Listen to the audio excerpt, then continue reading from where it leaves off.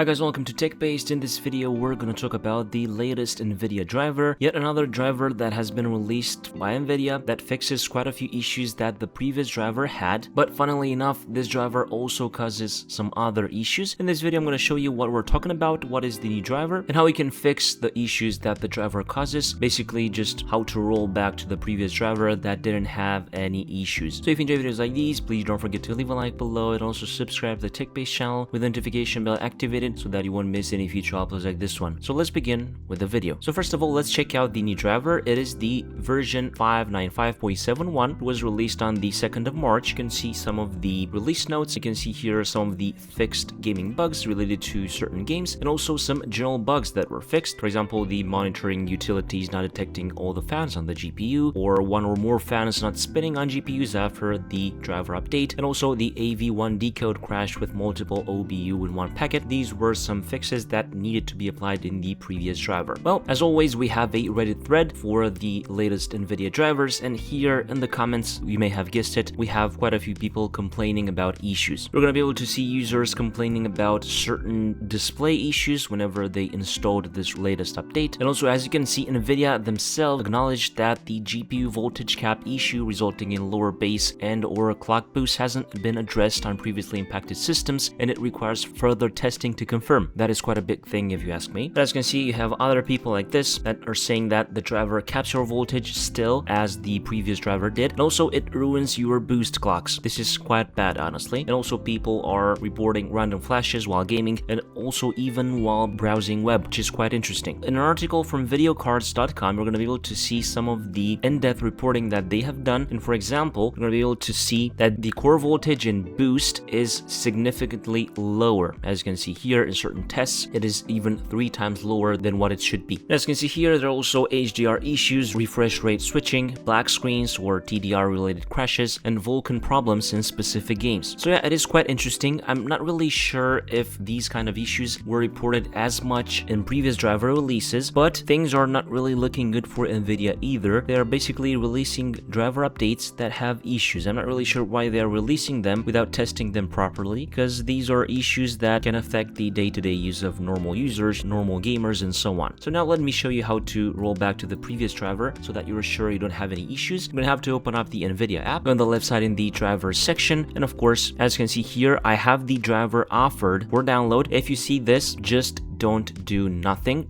Don't install it, don't download it, don't do anything. I'm also not going to install it, but if you installed it, make sure to scroll at the bottom of the page and check here the previously installed driver. You should see this version 591.86, and here on the previously installed driver section, click on these 3 dots and then click on reinstall, and this will basically roll back to the previous driver. This is the good thing about the Nvidia app and Nvidia in general, that you can easily roll back to the previous driver with no headaches. This is good, but still there are some issues with the latest drivers that they release, so hopefully they will sort out their problems and release maybe a new driver that fixes everything and makes users happier, and not think that they're using AI to develop their drivers. So this is pretty much it. You're gonna have in the article below more information and more resources if you want to check out everything that there is to it, and also you can leave your feedback below related to this driver if you installed it and if you have any issues. If you enjoyed this video, please don't forget to leave a like below and also subscribe to the TechBased channel with the notification bell activated so that you won't miss any future uploads like this one. I was Imani from TechBased. Until next time, have a nice day.